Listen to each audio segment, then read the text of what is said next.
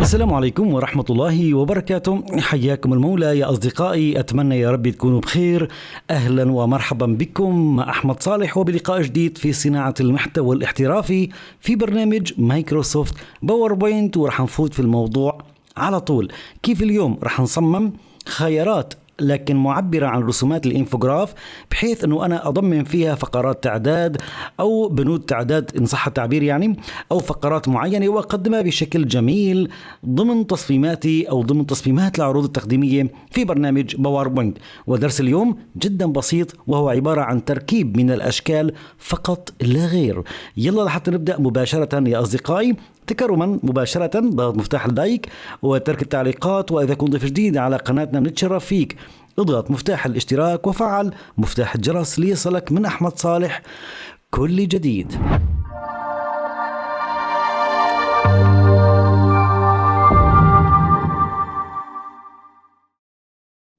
بعد ما قمنا بتشغيل الآن على برنامج الباوربوينت، رح أنقر باليمين كالمعتاد، ومن اللي أوت أو هي التخطيط رح نختار بلانك يعني شريحة فارغة.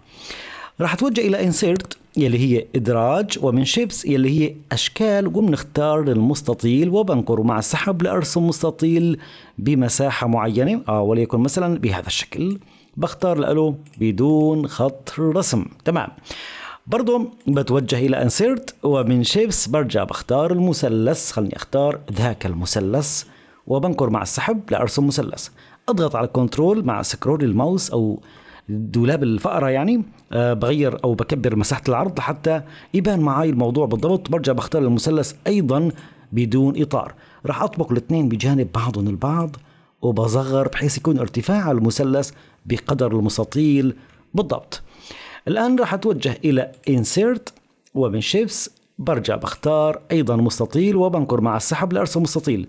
هذه النقطة إذا كانت غلبتك الغيها، أعمل دوبليكيت للمستطيل نفسه عشان تحفظ الأبعاد مثل ما هي بالضبط، وبنقر مع السحب لحتى أعمل تمدد للمستطيل وليكن معي بهاي المساحة. وبختار له أي لون، وخلني أختار وليكن عندي هذا اللون. تمام، هذا اللون. وبنعطي send to back يعني إرسال إلى الخلف. الآن عندي هذا الشكل اللي هو المثلث. بضغط مفتاح الكنترول أو الشيفت والمستطيل، ومن خيارات تنسيق الأشكال أو الشيب فورمات نختار دمج الأشكال حتى يصيروا معي شكل واحد. الآن راح أتوجه إلى insert، ومن شيبس برجع بختار أيضا مثلث. وينه؟ هذا هو المثلث، وبنقر مع السحب لأرسم مثلث. كمان بختار له بدون إطار، والتعبئة بتكون عندي اللون الأزرق الغامق. تمام. رح نعمل روتيت، انعكاس أفقي وانعكاس عمودي ليكون معي بهذا الشكل، وبتأكد اني انا بوصلهم على نفس الحتة بالضبط، نفس البدايات. تمام، لحتى احصل على موضوع الظل. خلني اختار دوبليكيت، ونعمل التفاف بسيط، وبنصغر شوي من مساحة ذاك المثلث او الاخير. تمام، خلني اسحبه لهون.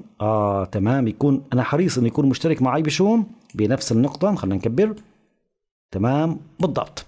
وخلني اختار لون كاشف له، وبختار أيضا send to back. تمام، لحتى أحصل على تركيب جميل جدا جدا للغاية. طبعا هذا اللون راح نغيره إلى اللون الأساسي لهذا المثلث. إذا أحببت أنك تعمل ظل بالأسفل، فالأمر راح يكون جميل للغاية من خلال إدراج شكل دائري سريع وعلى عجل. أنقر باليمين وبتوجه إلى الفورمات شيب. بختار له بدون خط رسم. أما التعبئة راح تكون عندي تعبئة متدرجة من لونين. اللون طبعا نختار أول شيء النوع عندي باث.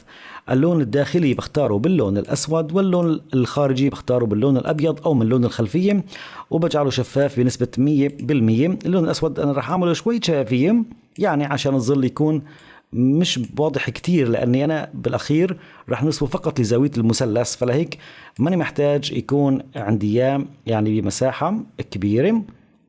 تمام، جميل للغاية. الآن يعطيني شكل إيحاء 3D إن صح التعبير يا أصدقائي. محتاج أني أنا أغير هذا اللون، ماني مقتنع فيه. وليكن جميل يعني مش للألوان. على فكرة عندي أكثر من 16 مليون لون، فلذلك أنا محتار شوي كيف إني أختار اللون. خلني أختار هذا اللون مثلا، جميل لا بأس فيه. راح أتوجه إلى Insert وبنشيبس اللي هي الأشكال، نختار خط مستقيم، أضغط مفتاح الشيفت وبنقر مع السحب لأرسم قطعة مستقيمة صغيرة. بختار الآلة لون أسود وبزيد بسماكتها شوي بحيث يكون واضحة يعني، تمام. ورح نسحبها على هذا المكان يا أصدقائي. بنتوجه أيضا إلى Insert وبنختار تكست بوكس لهون، وبكتب على سبيل المثال عندي ستيب، خليني اختار شيفت يعني الخطوة، خلني ألونها باللون الأبيض. طبعا أنت بتختار حسب نوع الخط اللي أنت بحتاجه، ما رح يعني أتكلم عن أنواع الخطوط الآن، تمام. هذه ستيب، نعطي تكبير حجم الخط شوي بحيث نحن نعبي هذا المكان، تمام. أضبط بالتوسيط، تمام. بختار كنترول زائد دي وبكتب الخيار رقم 1 مثلا، تمام، بهذا الشكل يا أصدقاء. تمام. موضوع التكست والموضوع العناوين والفقرات رح تزينها بهذا المكان، يعني أنت رح تزين النصوص بهذا المكان، تمام. يعني عنوان الفقرة والفقرة بتكون معك بهذا المكان. أنا ما رح أطول كثير عليكم، رح نبدأ بتحديد الكل وكنترول زائد جي، تمام. طبعا هذه المنطقة خليني أعمل كنترول زد لوضع أيقونة، أنا أسف إنه أخرتها شوي، لكن لازم أضمن الأيقونة مع تجمع الأشكال بالعموم. إذا حبيت نعمل انيميشن أو حركات، خلني أختار أي أيقونة وأضغط على مفتاح الانسيرت، تمام. أصغرها شوي مع مفتاح الشيفت وبسحبها على هذا المكان، وخلني ألونها بنفس العائلة اللونية اللي أنا مختارها، تمام. الآن بحدد الكل وبختار كنترول زائد جي وبسحب الخيار عندي مثلا لهون، وكنترول دي تكرار يكونوا على نفس السوية بالضبط. تمام، ما في مشكلة. الآن برجع بغيرهم وكنترول زائد A وبنعمل الإلجر محاذاة تو ليفت يعني ضبط إلى اليسار. وإذا حبيت تعمل توزيع أفقي وتوزيع عمودي، هذا الموضوع جميل بحيث يكون التوزيع مضبوط بشكل جميل. كنترول زائد دي، تمام. وبسحب على النقطة الثانية لهون، بيكون أنا رسمت مجموعة خيارات جميلة للغاية، تمام. فقط لا غير، كل ما هو مطلوب منك الآن أنك تغير هذه الألوان حتى يعطيك أفضل طابع. الآن هذا اللون الأول وعندي هذا اللون الثاني، تمام. اللون في المنتصف راح أخذه نفسه، لكن راح نزيد بكثافته اللونية عشان يعبر عن موضوع الظل، تمام يا أصدقائي، تمام.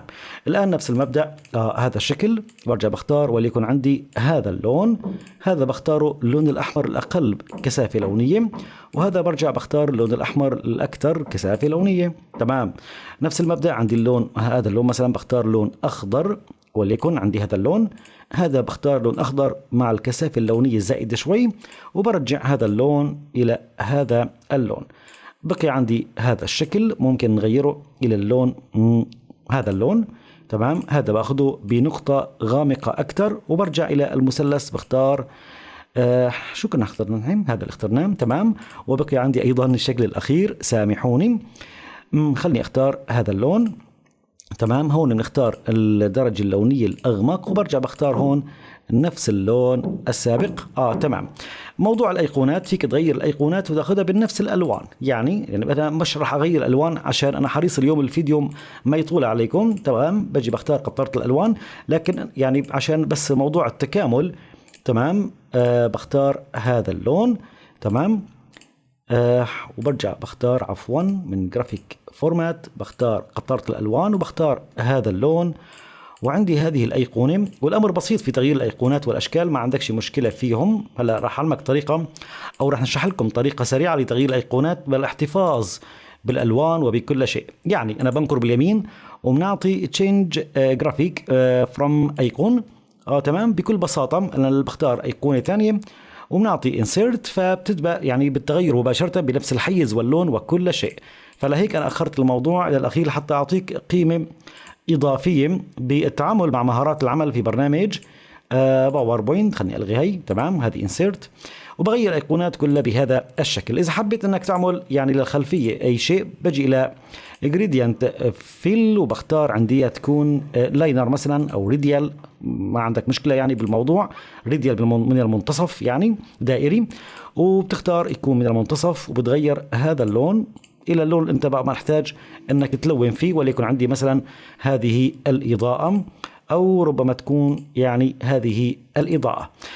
بهذا الشكل أصدقائي بكون نحن صممنا مجموعة خيارات الإنفوغراف جميلة للغاية. أتمنى يا رب إن شاء الله أكون قدمت لحضراتكم الشيء الجميل والنافع واللائق فيكم كالمعتاد، وأنا ما حبيت أني أطيل لا في الانيميشن ولا في تعبئة النصوص لأني حريص على وقتكم بهذا الفيديو، فأتمنى منكم الدعم والدعم والدعم، وألقاكم على خير، والسلام عليكم ورحمة الله وبركاته.